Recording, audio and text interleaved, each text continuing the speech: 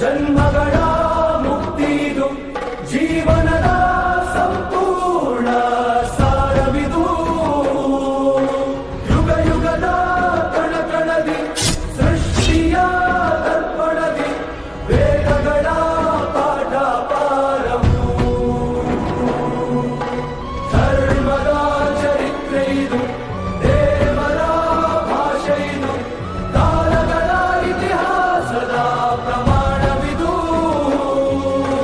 ಕೃಷ್ಣನ ಮಹಿಮೆ ಇದು, ಗೀತೆಯ ಕಲಿಮೆ ಇದು, ಗ್ರಂಥಗಳ ಗ್ರಂಥವಿದು ಶ್ರೇಷ್ಠವು.